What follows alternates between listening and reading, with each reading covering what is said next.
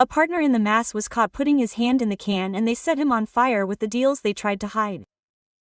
The central bank and the justice system are investigating it. There is starting to be a relationship that goes beyond football, that goes beyond sports, in which the central bank and the justice system are starting to look. That there is a bomb in football, a bomb. In football and not only in football. Now we are going to see politics too. Let's remember that we are talking about Ariel Vallejo, head of, well, who is he? Sir Finanzas, a financial institution that is closely linked to Chiquitapia, right? There is an investigation that Ignacio Grimaldi and Nico Pizzi did in La Nacion and that said that the justice system and the central bank are investigating the financial institution for alleged money laundering.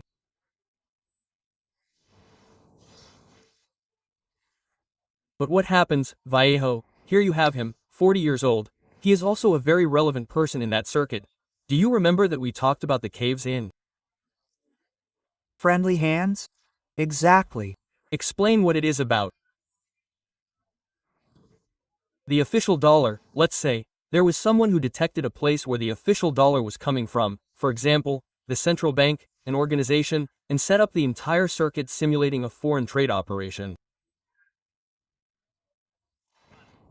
This was the 12th, let's say, I simulate an import. Exactly. I take the official dollars. Exactly. And sell them on the market to lower the blue rate. And do business. Exactly. This was the last 2 years of Alberto Fernandez's government. People who made between $50 and $100 million. Vallejo was one of the. You did several reports. Several reports on the 3 or 4 most relevant ones. He wasn't a common thief. He wasn't even the person who detected where the dollars were coming from, the official. He detected what the official wanted to say, and had the official's contact. No, there wasn't much to detect. Sure. And he called, he said, he wasn't a. He detected the opportunity. They were going to look for the opportunity. Sure, you're an exchange house, you're a financial institution, you're a wholesaler, you simulate an import, come on, I'll set them up. There were no more than 3 or 4. That's why this world is so relevant. Let's remember that it ends badly because when my law devalues, as soon as it takes effect, there are 40, 50 types that are left in pesos.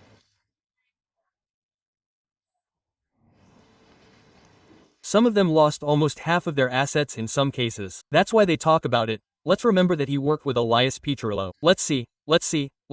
Jessica Cirio's ex-husband, Elias Petrillo, is also another financier who was called the King of Blue. Sure. They say that he reached $1 million a day.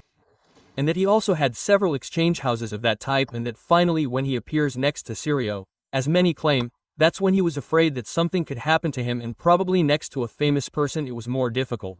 And you remember that we count here types of Farinha and Chelly nets. Something like that. Do you remember that we showed him escaping here in Calzoncillos? Yes. In the end then there was an episode where he also got into a fight with a guy, do you remember? Who had gone to ask him for money. You showed it.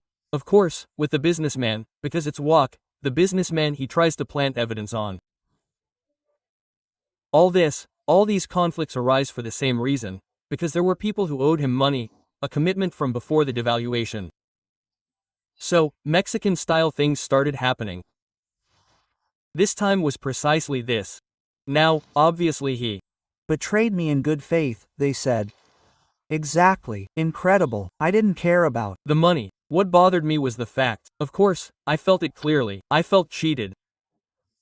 The justice system and the central bank are starting to keep an eye on this world closely related to Sergio Ma. It had never happened before and we haven't even gotten into soccer yet. But this is very relevant. Think about this, there are also companies of all kinds. There were gambling companies that participated in the circuit, cereal companies, restaurants, and they even set up a currency exchange office in SEISA. Vallejo at the Sesa International Airport and had this. There was also talk of the Slame Man trick, who also had a cave. Exactly. In San Martin and other places in the suburbs of. The Fente Renovador, right? Exactly. He is the most important man in the legislature of Canarense. Of course. Now that justice is watching, things are starting to appear, old shenanigans. For example, something happened in February of this year. Who has the case?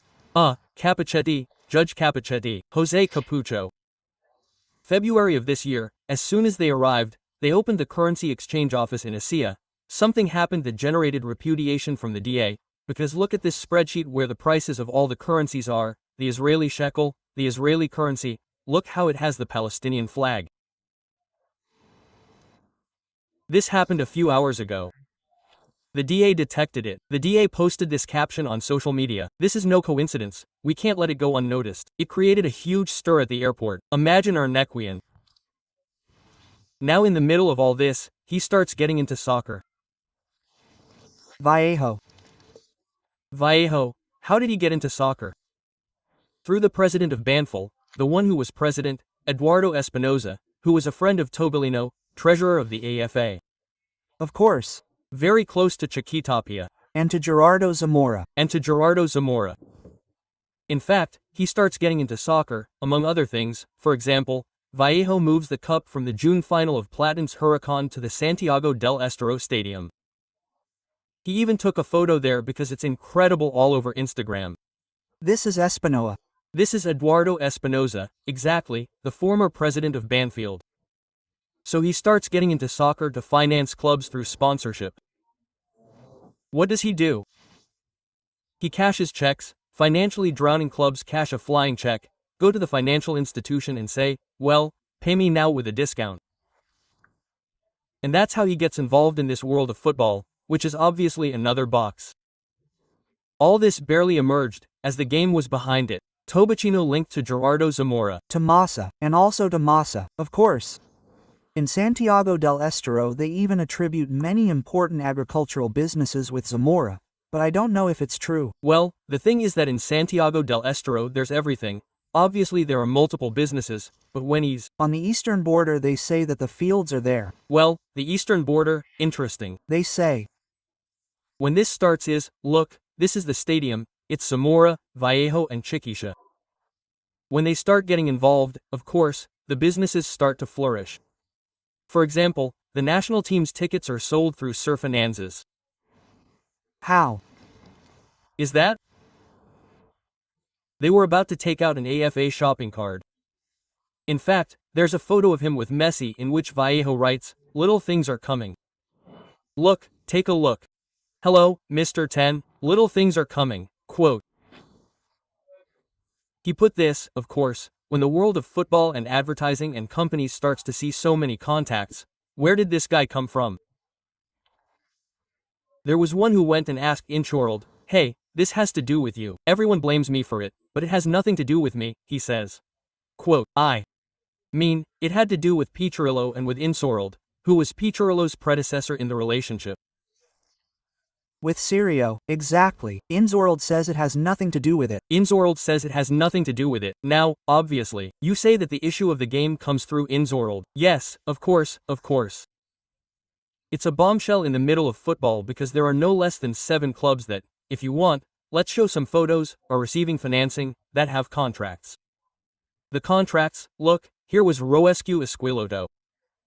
Lately, sponsorship contracts in football are made without contracts. They're called framework agreements. Do you know why? In order to avoid paying stamp duty. Framework agreement. I sign a framework agreement with this company and with that I save on stamp duty. There's a lot of money circulating in this world and it's starting to touch Chiquisha's main political ally, which is Kisilov. Why? And because let's remember that Chiquisha is returning to Simsa. Jorge Macri had vetoed it, remember? Simsa, where Chiquitapia was under the protection of Diego Santel, the Minister of the Interior, because of his relationship with the Molanos, etc. Let's remember that Tapia was Hugo Molano's son-in-law, right? Well, they had given him the thumbs down. Returns this year thanks to Kisilov with whom he signs the agreement, for example, for 10 years to operate the Estadio Unico in La Plata. They even hired the production company of the Jimenez Monkey. There, if you want, we have the photo for 10 years, that is to say, there begins to be a relationship that goes beyond football, that goes beyond sports, in which the central bank and justice begin to look. Then the Kernerists become the defenders of the homeland and national sovereignty. When, literally, in the last 2 years in charge of the de facto presidency of Sergio Massa in the Ministry of Economy, the most aberrant deals and waste were made, in order to maintain power at any cost, raffling off the central bank's reserves to artificially maintain the price of the dollar on the parallel market through friendly hands, such as this character linked to a financial company and who has spurious agreements that reach the world of football, being a source of financing for Chiquitapia and the clubs that make up the AFA. However, maneuvers to evade paying taxes have been detected in contracts involving the provincial government, with which the head of the highest football entity also has other types of arrangements, so it is a disaster of power, betrayals and more. For this reason, the government, through the central bank and also the justice system itself, is beginning to investigate and unmask this entire web of corruption involving very powerful people, such as the former presidential candidate of Kirchnerism who until now walks the streets with impunity, despite having destroyed Argentina.